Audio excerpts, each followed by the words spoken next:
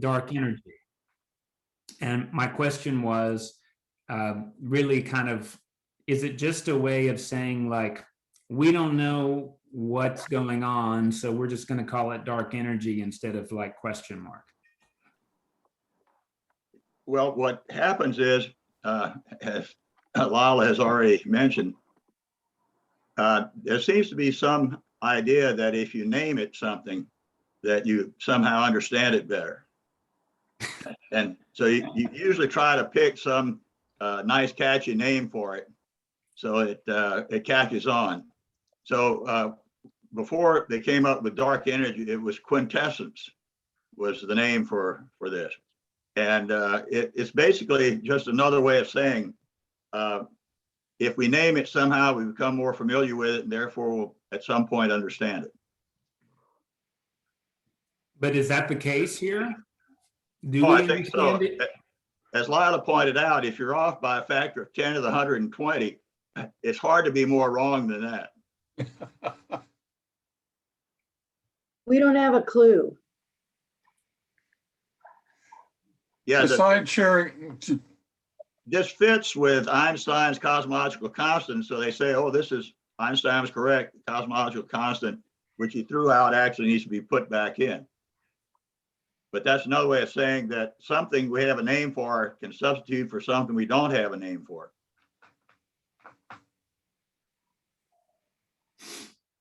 Okay. besides sharing the name dark, what is the connection between dark energy and dark matter? Well, the answer is there's two things we don't understand instead of just one. Okay.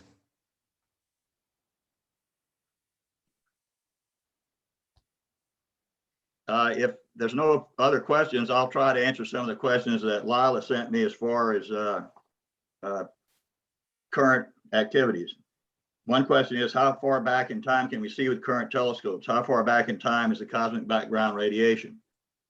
Well, in order to see something, there has to be something there for you to see. So if you look at the events in the history of the universe, the oldest galaxy that we can see is presumably one of the first galaxies that formed. And the oldest galaxy that we see goes back slightly more than 13 billion years. The black body radiation we see, it depends on the frequency you're talking about, but the microwave energy that we see comes from about 300,000 years after the Big Bang. So for a long time, there was basically nothing to look at. And so that gap in between is the time that it took for atoms to form, large accumulations of matter to get together to form the first stars and the first galaxies.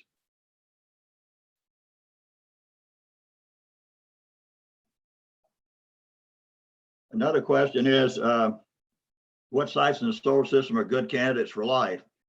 I'll get back to that in a minute, but another question was, the meteorite study that originally was hailed as an example of fossil life from Mars, further investigation showed that that's orogenic, not biogenic in origin.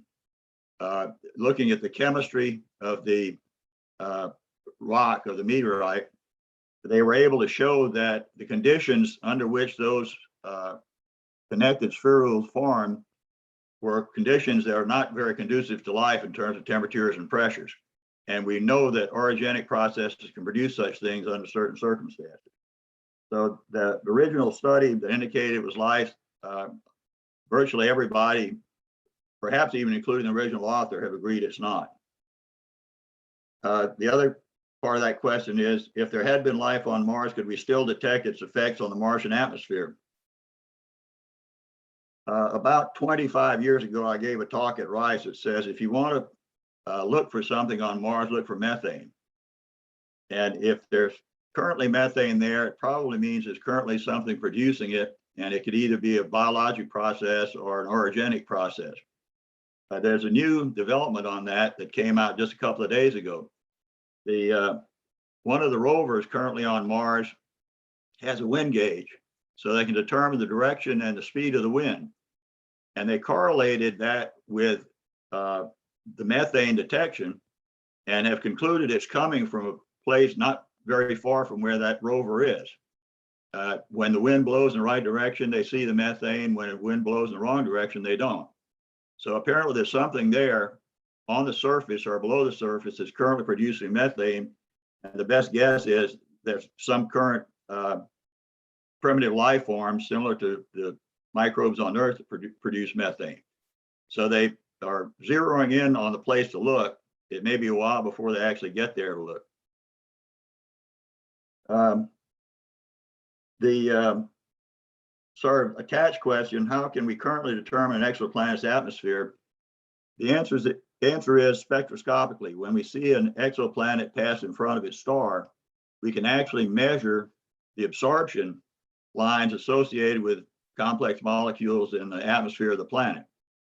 And so we can actually detect, by using the background star as the illuminator, we can detect spectral lines that correspond to molecules of biological origin or otherwise.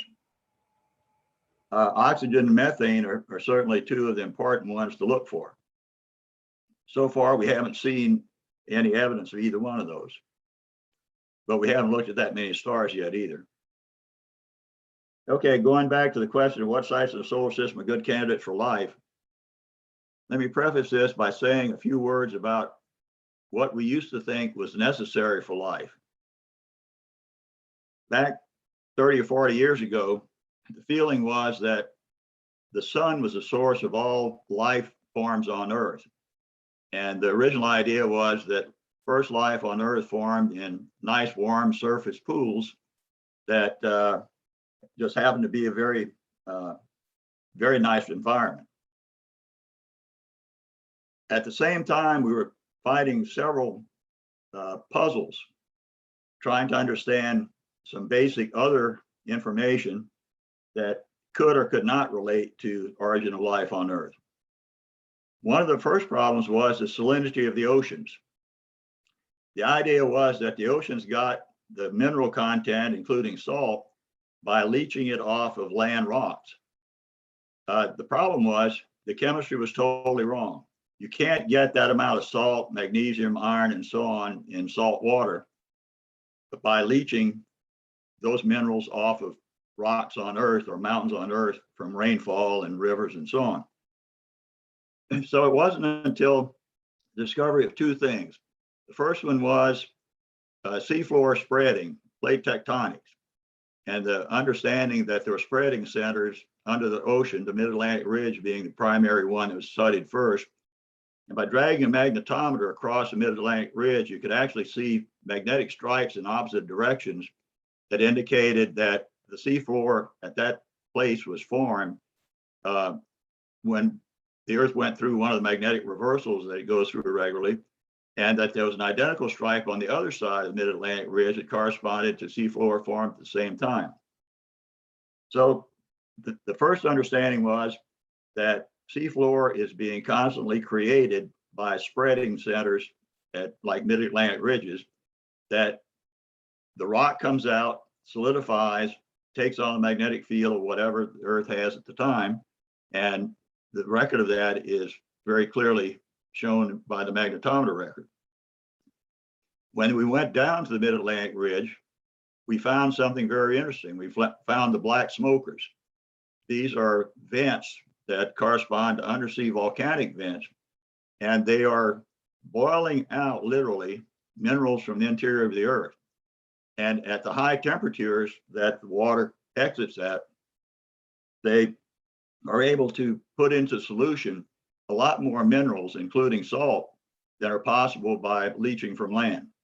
So the problem of salinity of the oceans was solved by the discovery of black smokers. We also found black smokers come in a variety of flavors, if you will. There are black smokers that primarily result in generation of very, very hot water with methane. Some have methane production, others have hydrogen sulfide production, and so on. And corresponding to these different flavors, we find different organisms at the different kinds of seafloor vents.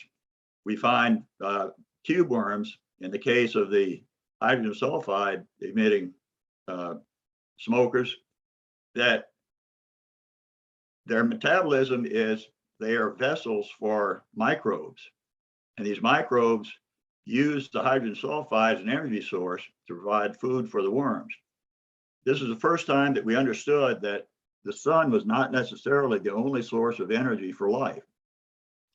And when we started finding the different varieties, for example, the ones that are associated with methane, we realized that our idea of the habitable zone around stars might be totally wrong.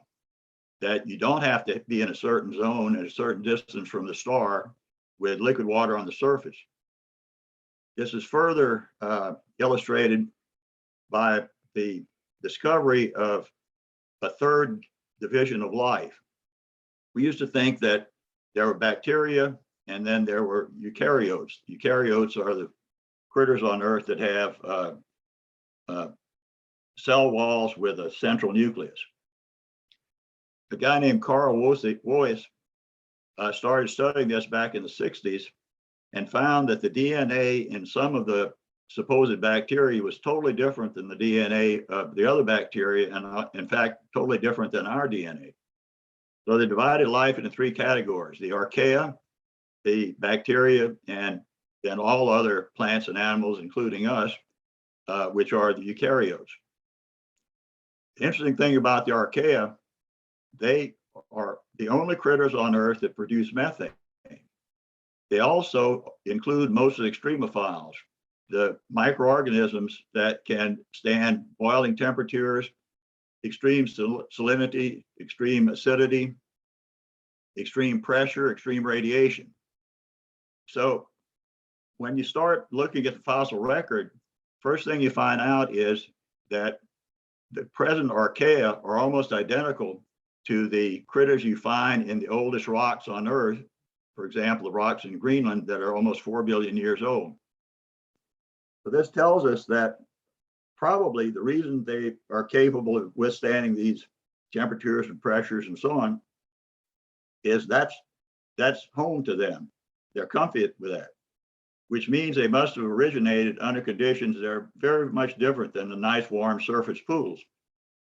The first life on Earth, which probably survived during the period of the giant bombardment from about 3.5 to 2.5 billion years ago, if they were underground 3 kilometers, they don't care what the surface is.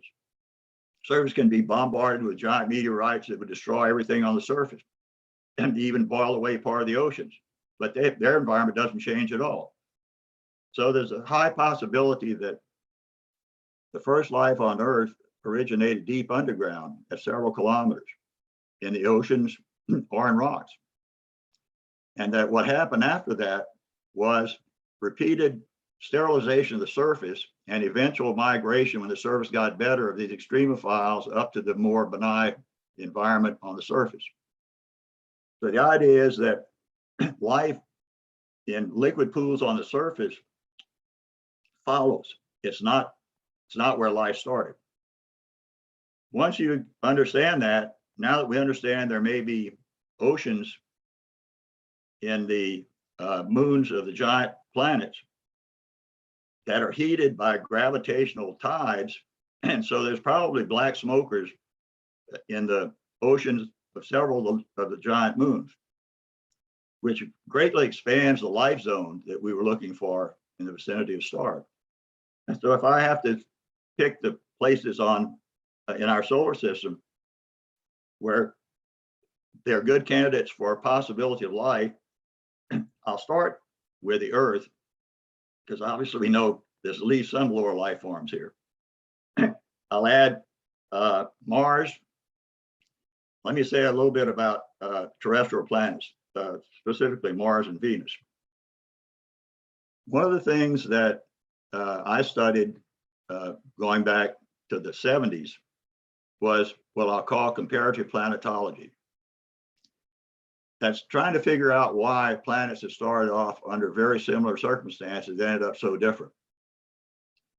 I wrote a paper, I think it was 1972. The title of the paper was Atmospheric Iron Wakes of Venus and Mars in the Solar Wind. solar wind blowing off the sun supersonically, it will carry away any ions produced in the inner solar system and take them out to the outer solar system. Specifically, any planet that lacks a magnetic field has no shield against this solar wind. And the lightest atoms, which are hydrogen and oxygen in planetary atmospheres, and also some carbon, but carbon combines well with everything, so it's usually tied up in heavier molecules. The solar wind, in the absence of a magnetic field around the planet, protecting the planet's atmosphere, will carry away the atmosphere at a fairly high rate. In the paper in 1972, I predicted that Venus and Mars, neither of which was known at the time to have an intrinsic magnetic field, would be losing water at a very high rate. So whatever atmosphere, whatever oceans they had, they would lose. And the rate of loss was such that if Venus never had a magnetic field, by now it would have lost a planet-wide ocean equivalent to several tens of meters of water. If you do the same calculation for Mars, it predicts similar results, a slightly shallower ocean, but a lot of water lost. Which means the time for these planets to have life, if oceans are somehow involved in distribution of life, was limited by how long they were able to retain water. In the case of Venus, other things happen as a result of the loss of water. For example, their tectonic plates locked up. So Venus quit recycling carbon dioxide by subduction into the lower crust. That means that the carbon dioxide in the atmosphere keeps building up until finally the greenhouse effect takes over. And at present, lead melts on the surface of Venus. So Venus clearly today is not a site for life. We also know from the loss rate that I calculated and what we later determined with Pioneer Venus, that Venus has lost about a 30-meter deep ocean planet-wide. So Venus might have had an ocean for over 1 billion years. If you look at the time scale that I passed out the last time, it doesn't take that long after the oceans first formed to see the first signs of life. So Venus could have had life that went extinct when it lost all of its water. We know also from MAVEN spacecraft in orbit around Mars that Mars lost a similar size ocean. And the loss of the ocean on Mars, we actually could document pretty well when that happened. The Mars spacecraft that I was involved with, which is Mars, a global surveyor, we found stripes across the ancient highlands of Mars that corresponds to the stripes that we see around the mid-Atlantic ridge. So Mars had a magnetic field, a strong magnetic field early on. And sometime around 3 billion years ago, the core of Mars froze out. So the magnetic field stopped. The dynamo that ran it was a liquid core with rotation. When that happened, then Mars started losing its ocean due to the solar wind. And the MAVEN spacecraft, which is in orbit around Mars now, actually detects exactly the same thing I predicted in 1972, with the loss rate within a factor of 2 of what I predicted back then. So we know that Mars had an ocean, no longer has an ocean, but it had an ocean probably for a couple of billion years, which is more than enough time, if you look at the time scale for life on Earth, to have even fairly complex life forms, multicellular forms anyway. Probably not critters running around, but definitely something more complex than a single-celled organism. So Mars was certainly a possible place for life. And primitive life is very, very hardy, which means that probably if there was primitive life then, deep underground, where we know there's some water on Mars today, I'd say it's a good bet that the methane is being produced by life still there. And then we get to the moons of the outer solar system. We know there are deep oceans on Europa, Ganymede, Callisto, and Enceladus. And we know there's totally different chemistry going on at Titan, which is the moon of Saturn. There's also been a suggestion that there are environments in the clouds of Jupiter and Saturn and possibly Uranus where the temperatures and pressures could support life. Whether life evolved there separately, it's anybody's guess. So there's, between 5 and 10 different places in the solar system that are candidates for life.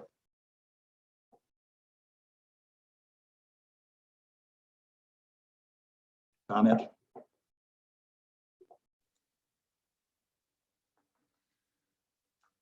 A recent study showed that abiogenic, if I may use that term, methane had the same isotopic distribution as biogenic methane. And so how would you distinguish between biogenic and abiogenic methane?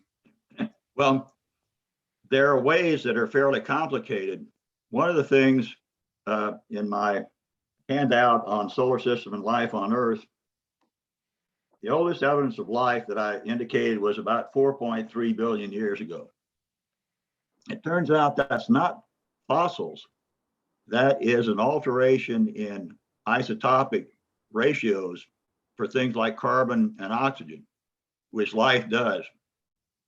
For whatever reason, it's easier for life typically to use lighter isotopes.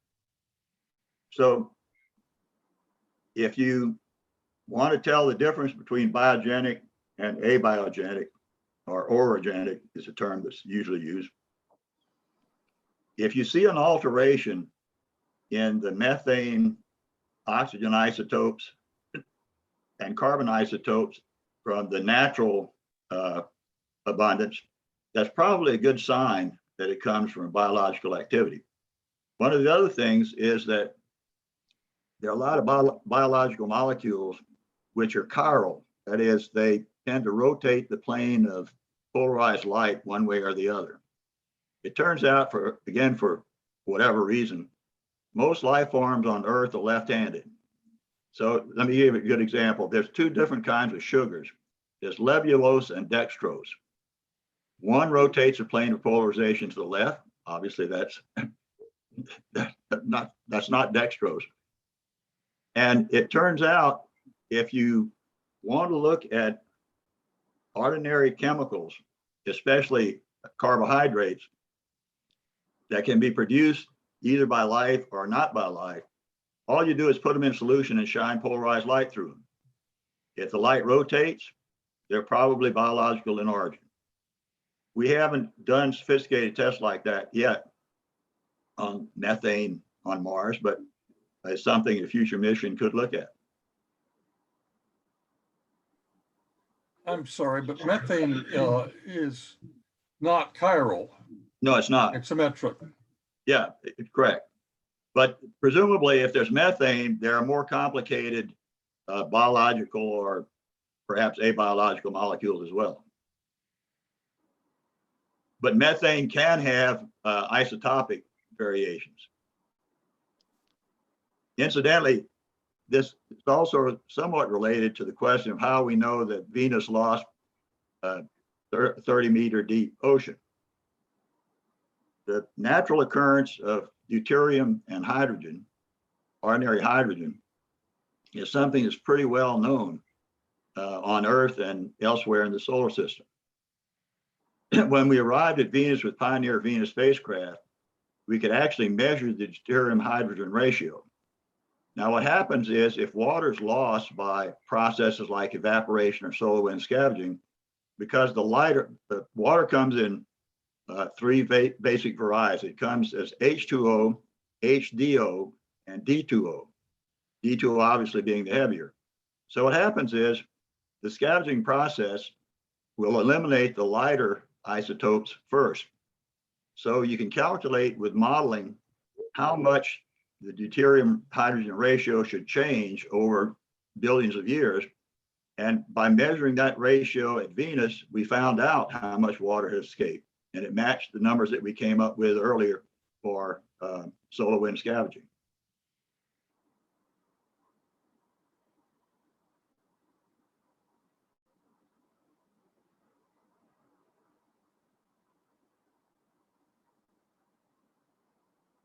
Well, let me point out something else. We were talking about the subsurface oceans on the moons of the outer giant planets. The outer part of these moons could be an ice pack, an ice layer that's several kilometers thick. That pretty much protects the ocean from any exterior effects like giant meteoroid impacts and so on. So it could be that they're simple life, but very stable life forms in the subsurface oceans on these moons. Paul, are you referring to Europa? Is that the case for Europa, which is Well, okay, they're not quite sure where the ocean is on Europa, but the way that you know there's probably an ocean with salt is by magnetometer measurements. When you fly by a planetary mass that has a saline ocean, the induction of currents in that by changing magnetic fields, in this case by its orbit through the Jovian magnetosphere, will give away the fact that there's a saline ocean there. So that's why we believe there is a saline ocean in Europa.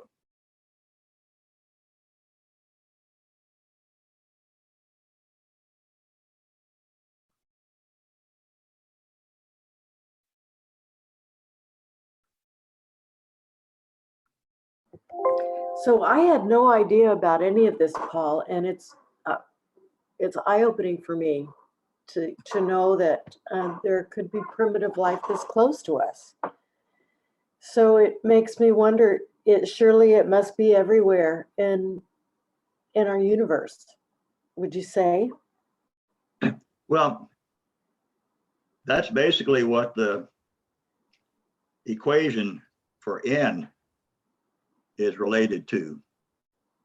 So if you go to that equation, that incidentally is the number of simultaneously existing civilizations.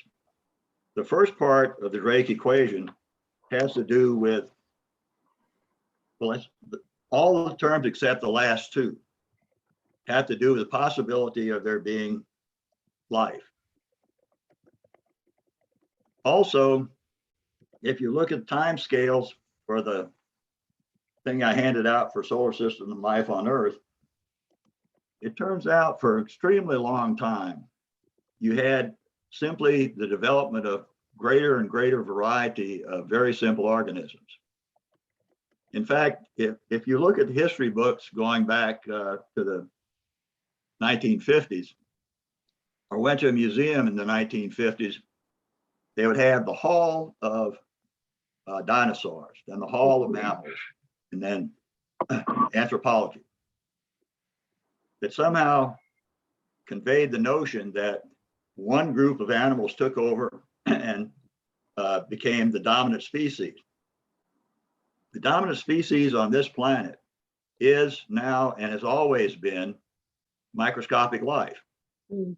In fact, our own bodies are more microscopic cells than they are human cells. We have them in our insides to give us digestion. We have them spread throughout our body. In fact, many diseases have been recognized as being the result of having the wrong biome.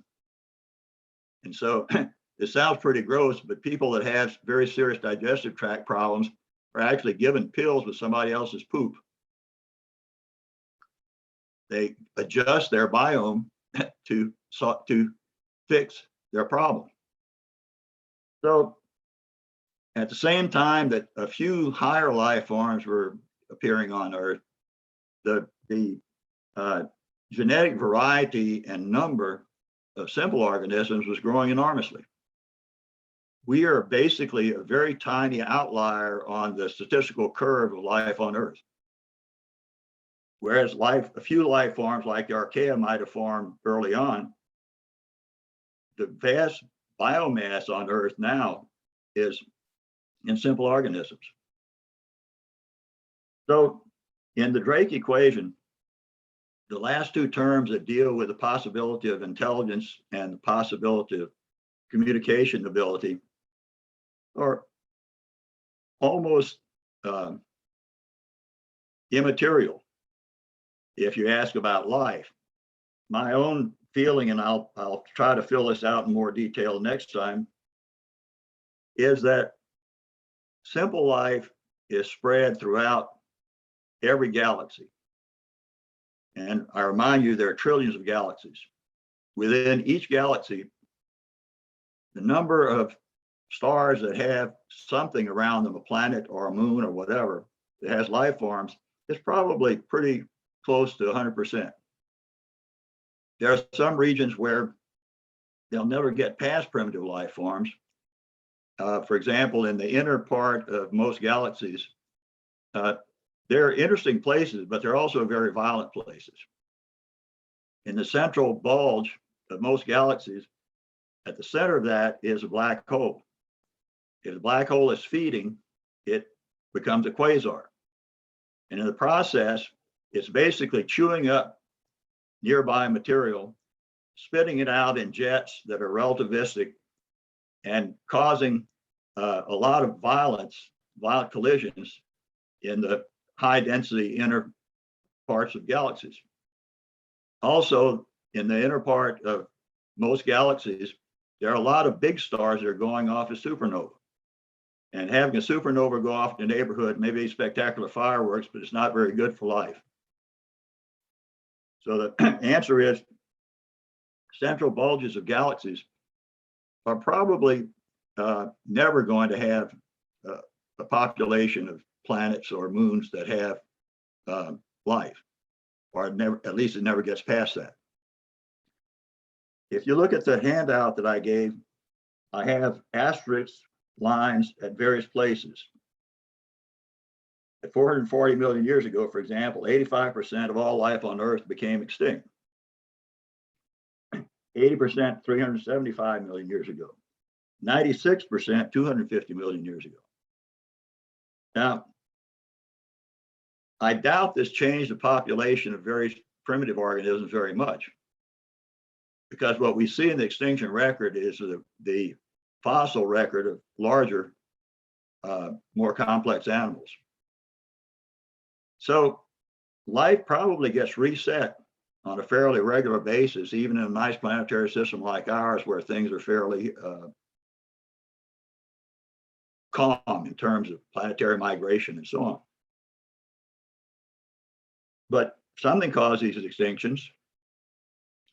They also, in the last few days, indicated that there seems to be records with tektites, spherules that are produced by impacts on the crust of the Earth, perhaps as frequently as every 10 to 15 million years.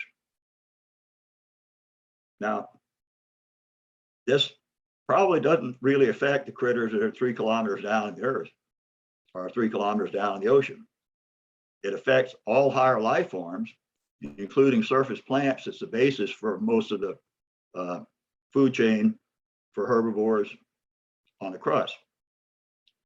So one of the things in the Drake equation that I think we need to pay attention to, it's probable that complex life forms, especially higher life forms like us, don't last very long between extinctions. We are the survivors of the event that caused the extinction of the dinosaurs. At the time of the dinosaurs, our ancestors were furry little critters that ran around in the dark hiding from the dinosaurs. It's only because the dinosaurs went extinct that mammals and later primates were able to achieve dominance. So it could well be that the bottleneck in the Drake equation is that the clock gets reset periodically on very short intervals, which affects higher animals, but really doesn't affect primitive life forms at all. So if I had to guess, I would say that this primitive life spread throughout the universe. In every galaxy, there are many places where there's primitive life.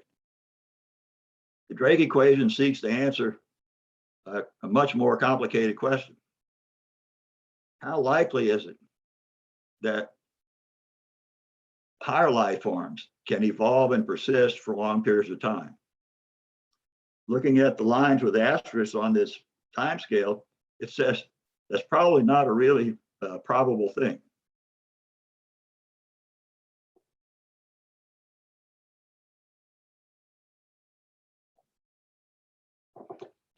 I'm going to go into more detail on the Drake equation next time and tell you what I think N is for our galaxy anyway, and why. So anything else anybody would like to ask? So Paul, if intelligent life is out there, and it seems to me it's got to be, because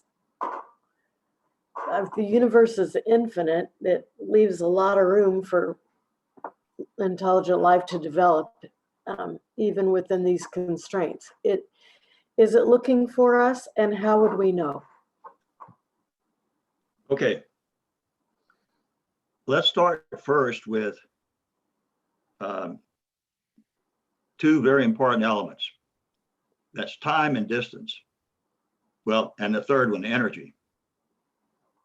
In order for us to be able to communicate with somebody in another galaxy, it takes longer than there's been life on Earth to get an answer from a question. The second thing is it takes an enormous amount of energy to transmit over this kind of distances. We have trouble resolving individual stars that produce many billions of times more energy than we have at our disposal. So the Drake equation does not refer to life in the universe, it refers to life in our galaxy. Here's basically the source of the difficulty. Enrico Fermi, in about 1950, when he worked at Los Alamos, said, where are they? He reasoned the following. He knew about the fact that we were pretty close to being able to go into space and put humans in space. He also had worked on nuclear power, and so he understood we'd have great power sources available. And he also knew from the information that had become available about stellar evolution and so on, that there were many stars in our galaxy that were much, much older, by millions or perhaps even billions of years older than the sun. So his idea was the following. Let's suppose 1,000 years in the future, we were able to have interstellar travel, and we could populate the galaxy at the rate of 1 light year every 1,000 years. The galaxy is roughly 100,000 light years across. So that means in a time scale between 10 million and 100 million years, whoever is the first civilization can populate the entire galaxy. So his question of where are they led him to believe that we might be the first. And that 10 million or 100 million years in the future, it will be our descendants that populate the galaxy. So in 1950, his statement, where are they, basically started a cascade of events of discovery to try to figure out if they're not here, either we're the first or else there must be some bottleneck. And I'll discuss some of the bottlenecks next time, but if you look at the lines with asterisks in this time chart, that might be the bottleneck. You can't have a civilization existing long enough before the whole civilization gets wiped out to achieve what he thought might be possible. Let me give you an idea of timescales. We've had the capability for only 58 years of having a two-way phone call across the galaxy. I think I told you this in the course last time. My boss and mentor, Bill Garden, who Lila I think knew at Rice, he was the guy that built Arecibo. Arecibo was the first radio telescope on Earth that had the power and the sensitivity to communicate with any similar radio telescope anywhere in our galaxy. In fact, I got an interview from one of the local newspapers on the occasion of Bill's 80th birthday. And they wanted me to tell them about what Bill Garden achieved. And I told them a whole bunch of things about what Arecibo had done in terms of ionospheric research and planetary research and so on. So the guy says, you know, that's all dull and boring. Can you tell me something that will relate, that the readers will relate to? So I said, well, he invented the telephone that would allow ET to phone home. And of course, that's what made it to the newspaper. In fact, the thing that's funny is Bill started getting calls from all of his colleagues, including Frank Drake, who said, what's going on? I think Bill's explanation was, we have a guy at Rice that somehow gets out of hand or is a loose cannon. Anyway, that's what everybody remembered. He invented the telephone that would allow ET to phone home. And that's exactly correct. So we've had that capability for 58 years. Now, the distance to the likely next place in the galaxy that has life is something I'll discuss next time. But it takes a heck of a lot longer than 58 years round trip to send out a message and get a message back. The other interesting question is, should we be transmitting or should we just be listening? You know, one rationale for that is before we let them know we're here, we might want to find out what they eat. I mean, they could be the equivalent of interplanetary or intergalactic Cajuns, in which case we're in trouble if we let them know we're here. So there are numerous philosophical and in some way political decisions and analyses that can be made. The time scale for modern humans is comparable to the time scale for two-way communication if n is small in our galaxy. So how many here believe that a civilization can last as long as 250,000 years? There's all indications that ours may end a heck of a lot sooner than that. And it could be that L is the factor that when civilizations get smart enough to communicate over interstellar distances, they also get so smart that they annihilate themselves and everything else on the planet, because they'll have that capability. So that's why I said there's a political component to it as well.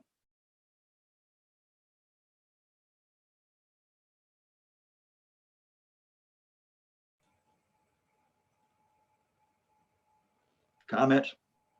How long would a civilization need to exist, you figured, to be able to get off the planet and be on other planets, even if the original location is destroyed? Could you proliferate that way? That's what Musk claims he's working on. Let me look at the chart again and point out something. The time from the Cambrian explosion of complex life forms that produce most of the life forms that current critters have on Earth, crustaceans, mollusks, so on, was about 500 million years ago, 550 million years. The time until the oceans start evaporating due to the sun's evolution is a comparable time scale into the future. By 600 million years in the future, the oceans will be mostly evaporated. The sun will start swelling due to its evolution to engulf the orbit of the Earth. So we've got roughly the same time ahead of us as the time since the start of complex organisms on Earth before we have to go somewhere else. That somewhere else might be artificial colonies built to work in the outer solar system. It might be on the surface ice of a moon of Jupiter, or it might be a place like Mars. But bottom line is the clock is ticking, slowly, but it's ticking.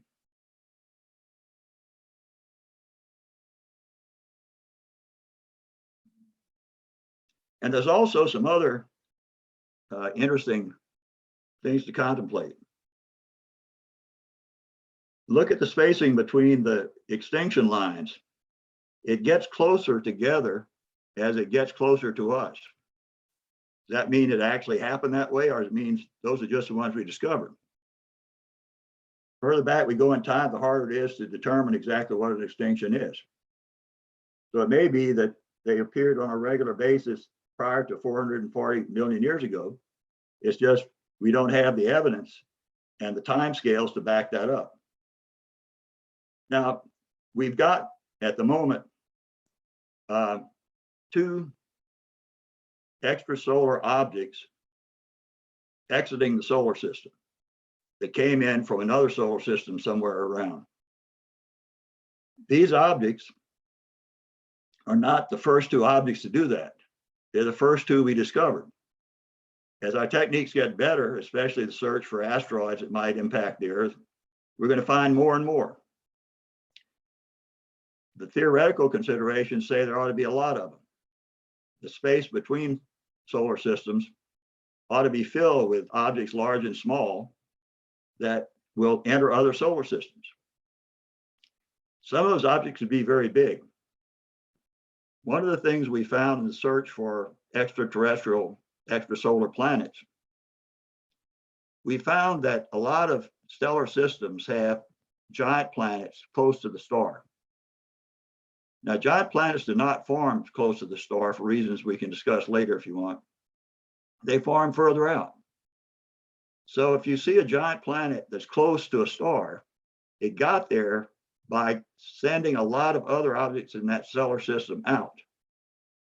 It gravitationally exchanged energy with many other objects. To move Jupiter into the Earth's orbit, it would have to expel gravitationally several hundred Earths out of the solar system, which means there could be objects the size of Jupiter, or certainly the size of the Earth, that are out there in interplanetary space, interstellar space, headed our way. That would certainly be an event that would sort of end our chart of life on Earth. Even if it didn't impact the Earth directly, an object the size of Jupiter traveling at high velocity through the solar system might disrupt existing planetary orbits to the point where they would not last very long. They either go into the sun or they would collide with each other. So that's not rosy information. It's just something that we know is out there, and we have no idea what the time scale is.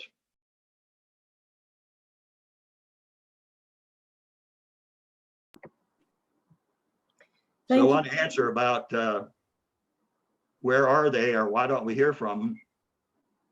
It could be they figured this out a long time ago, and they decided to be hedonistic because eat, drink, and be merry, because tomorrow a giant planet will come crashing through your solar system, and that's it. Thank you, Paul. And I think we might want to pivot over to our God talk moment.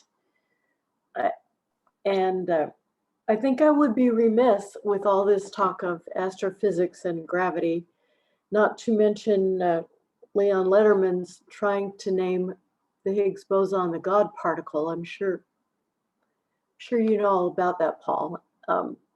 Has anybody heard it called that? Yeah.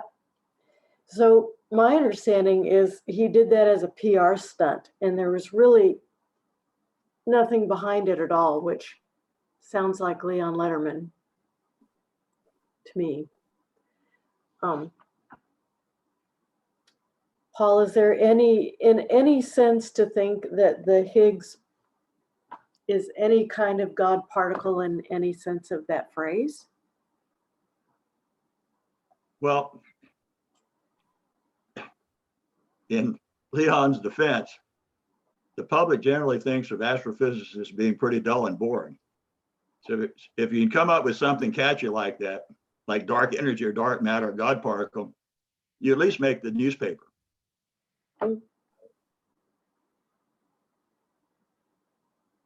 Yeah, okay, yeah, absolutely, he did. And Yeah.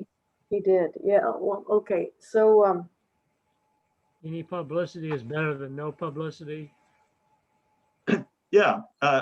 You know, I knew Carl Sagan, not well, but slightly. I attended a number of his talks. He attended a number of mine.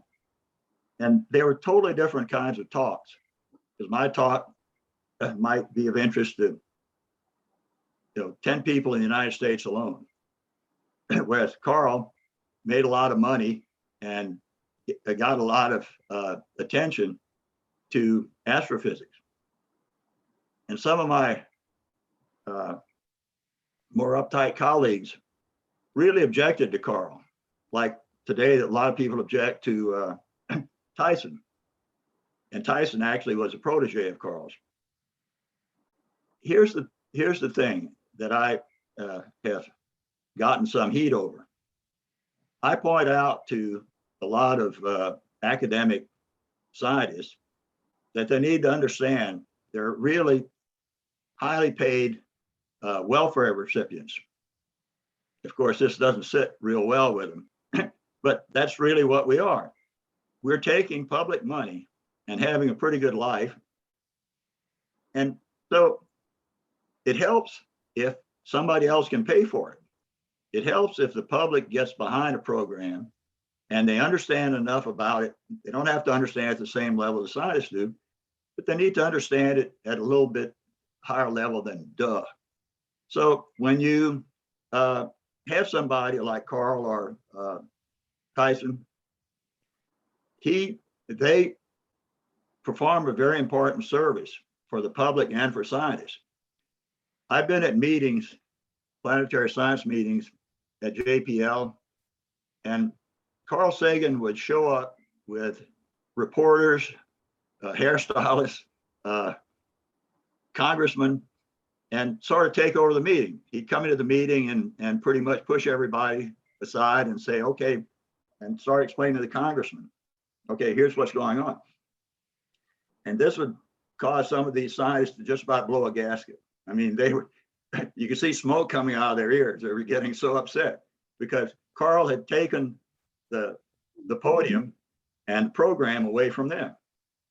I always thought this is good because here's some congressmen who are going to a meeting and hearing from somebody that understands what's going on, what we're doing. You don't want to walk into a congressional committee that's providing funding for your activity with them understanding nothing about what's going on. So I always liked Carl and thought he was a very important person, but that was at variance with the opinion of some quote real scientists.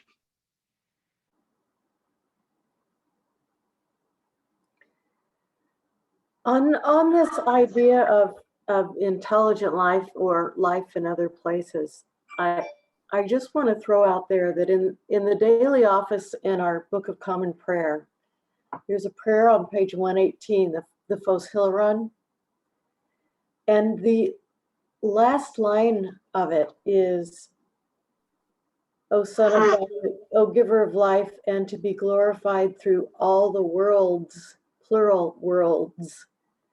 And that has struck me as, that's just something interesting to find in our prayer book. That Well, that's actually not just one prayer book. It's a common theme through many religions, especially the older religions, that there was a hierarchy of beings that had different levels of intelligence. The problem was whoever wrote the book always put their own group at the top of the heap.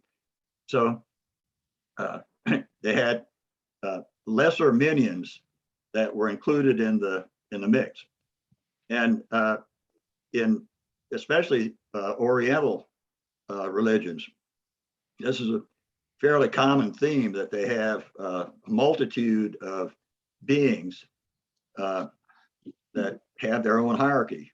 In India, for example, they still have a caste system where some people are treated like the untouchables, and then you have the Brahma and the higher level, and it sort of spills over into sort of religious belief. These people are the way they are because that's the way they were created.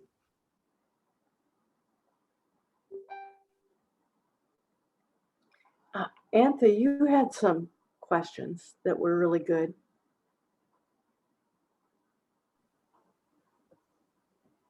Yep. So one of my questions was, if life didn't start here on our planet, but started somewhere else and then was delivered here, that's another change to our creation story from what's in Genesis. And I was wondering what people thought about that.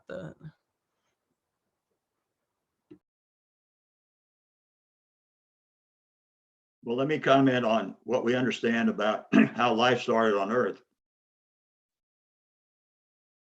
When the giant bombardment period was going on early in the history of the solar system, there were a number of events that we still see the result of today that have to do with the way life forms in solar systems and particularly life on Earth.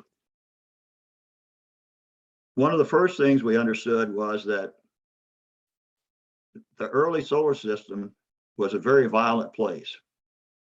There's the Caloris Basin on Mercury. It indicates an impact so violent that it almost shattered Mercury as a planet. The planet Venus, which is about the same size as the Earth, has no magnetic field because it doesn't rotate. In fact, it rotates very slowly the wrong direction. That took the impact of a very large body to achieve. There are all the scars on the far side of the moon that result from numerous large objects impacting the backside of the moon. The Earth and the moon together were part of a protoplanet that got broken in half by an impact of perhaps the size of Mars. The planet Uranus, its plane of rotation is nearly 90 degrees from the plane of rotation of all the other planets. It took a very large impactor as well to alter that direction of rotation. So the early Earth basically lost almost all of its volatiles. It started off with few volatiles because of its position in the solar system. That's why we have rocky terrestrial planets sitting close to the sun. So virtually everything that could lead to life on Earth either got lost in the process of the surface being heated to incandescence and the stuff boiling off, or it was lost to space as a result of solar wind. Now, we have a lot of complex molecules and even simple molecules like water that have a different abundance on Earth than we would expect based on the early history of the Earth. So the first question is where the water come from? And the second question is where the materials that life is made of come from. We believe that when the Earth cooled down enough where it could sustain complex molecules on the surface, that those materials were delivered to the Earth by a combination of asteroids and comets. One of the things that I used to tell my classes about that early giant bombardment period, if there had been life on Earth, the night sky would have been an extremely beautiful thing to look at because there would be comets everywhere. This is a period of time when there were so many objects with volatiles whizzing around. The night sky must have been almost as bright as the moon. Everywhere you look, you'd see comets. Best fireworks display in history. So we believe that the ingredients for life were delivered to Earth after the Earth's crust formed, and that the origin of amino acids, and which later led to proteins, probably were delivered to Earth by molecules on comets and asteroids. There's a famous series of experiments that were called the Mars Jars experiments. It was Urey and Miller back in the 50s. They got a flask, they put in ammonia, methane, carbon dioxide, oxygen, and they ran sparks through it and circulated it into a bath that would allow it to condense. After doing this for a while, this tarry liquid developed in the bottom of the beaker. When they analyzed it, they had 22 of the amino acids that life is made of, and almost in the same ratio as protein and higher organisms use amino acids. So we know if you provide an energy source and you provide raw materials that are very simple, you can come up with fairly complex molecules. We also have detected fairly complex molecules using things like Arecibo out in interstellar space. We see things like cyanogen, ethyl alcohol, polycyclic hydrocarbons. And so the stuff that life is made of is out there in the cosmos. The question is, how did it get on Earth? So in that sense, the material for life on Earth might have originated outside the Earth. Yeah, I've got a follow-up question on that, Paul, because I think I've read a couple of books that argue that our mitochondria are sort of their own entity, right? Like they kind of are autonomous and perhaps did in fact come from somewhere else. Well, yeah, this also has an impact on the understanding of archaea and bacteria and so on.